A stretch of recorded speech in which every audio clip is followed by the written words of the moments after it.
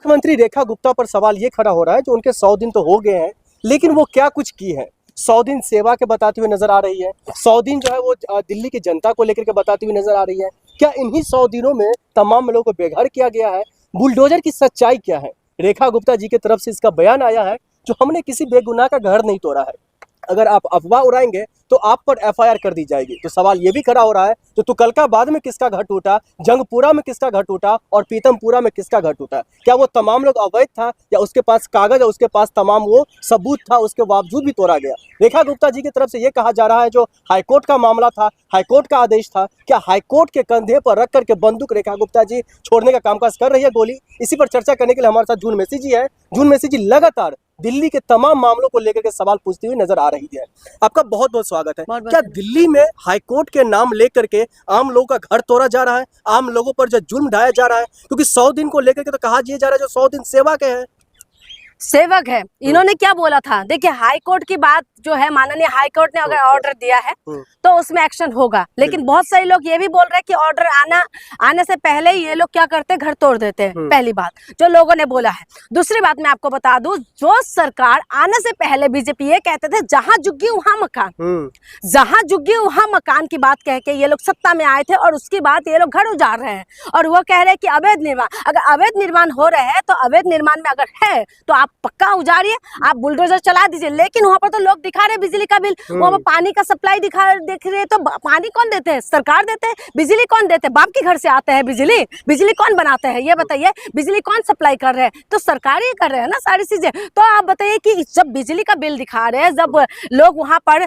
Supply पानी आ रहे हैं सरकार की तरफ से जो आप भेजते हैं, तो पानी का बिल दिखा रहे हैं, बिजली का बिल दिखा रहे हैं, तो ये अपने घर से तो नहीं कर रहे हैं और कह रहे कि एफआईआर करेंगे। जैसे आपने बोला कि एफआईआर कर देंगे। देखिए इन लोगों को एफआईआर करना बहुत इजी है, आम इंसान के ऊपर एफआईआर के नाम से डराना बहुत इजी है। कुछ आप बोलेंगे तो आपके ऊपर एफआईआर कर देंगे, कानून में आपको चक्कर देंगे। और कानूनी लड़ाई आपको पता है किस तरीके की कानूनी लड़ाई होते हैं। पहले तो सवाल ये खड़ा हो रहा है जो पहले जो है बड़े नेता अगर कोई विपक्ष के जो कुछ सवाल खड़ा करते तो उस पर एफआईआर, अब तो खुलेआम धमकाया जा रहा है। बता तो रहे हो, होना यही था। दिल्ली वाले डिजर्व करता था तो हो रहा है, तो इसमें क्यों इतना तड़प रहे, इतना परेशान होने की जरूरत नहीं है। मैंने पहले ही बोला हम दिल्ली वाले डिजर्व कर रहे हैं, हमारे ऊपर एफआईआर भी होना चाहिए, हमारी घर भी टूटना चाहिए, हमारी पानी से लेके हर चीज हमें बंद हो जाना चाहिए, क्योंकि हम लोग डिजर्व करते हैं। एक बात बताइए, हमने क्या नहीं देखा था कि बीजेपी का सरकार कैसा था? क्या हमने केंद्र में बीजेपी को नहीं देख रहे थे इतना सालों से? क्या हम लोग मध्य प्रदेश में बीजेपी है, अभी आ गए हैं, बगल में यूपी है, यूपी में हो आ गए, हरियाणा में बीजेपी है, तो तमाम जगह पे, तमाम ऊपर से लेके नीचे तक सारी जगह बीजेपी है। जब बीजेपी की हमने देखा है कि किस तरीके के काम कर रहे हैं,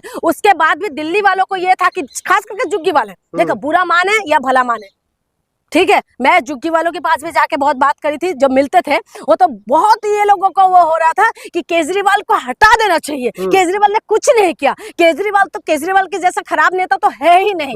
इस तरीके की बयान देने वाले भी बहुत सारे लोग थे, या आने जाने में जितना भी लोग मैं मिलते थे ना, बहुत सारे लोगों की मैंने ऐसा देखा था। तो अच्छा है ना, अब डिजर्व करते हैं। मोदी जी महान है, मोदी जी ने आके ये बोला था कि जहाँ जुग्गी वहां मकान। तो आपने जो महामानव के ऊपर विश्वास किया, तो आपके अगर घर टूट रहे हैं तो महामानव से अपराध न करिए। इंसाफी हो रहा है जुग्गी वालों के साथ? क्या उनको बर्बाद करने की कोशिश हो रही है? क्योंकि दिल्ली की जो सरकार है वो तो कह रही है हमने जुग्गी वालों के लिए 700 करोड़ का बजट पेश किया है, हम उनको फ्लैट्स देंगे, उनको घर देंगे, जहाँ जुग्गी वहाँ मकान की जो बातें हम करते हुए दिखाई दे रहे हैं उस पर खड़े उतरेंगे। एक बात बताइए, जहाँ जुग्गी वहाँ मकान की क्या बात का मतलब क्या होता है? यहाँ मैं खड़ी हूँ, यहाँ जुग्गी है, ठीक है, यहाँ पर ही मकान देने की बात होता है ना। अब जो मकान इन लोगों को जो कुछ दिखाई दे रहा था, मैं देख रही थी अभी वीडियो में, बहुत सारी वीडियो दिखा रहे थे, कहाँ पर फ्लैट दे रहे हैं, वहाँ पर पानी नहीं है, कह रहे गंदा पानी आ रहे हैं, तमाम तरीके के वहाँ पर आसपास की एरिया सही नहीं है जहाँ पर लोग कुछ काम आके खा सके, ठीक है। ये तो हो गई रीजन, ठीक है। जो सरकार ने बोला था, सरकार का स्लोगन यही था जहाँ जुग्गी वहाँ मकान। तो आपने मकान क्यों नहीं दिया?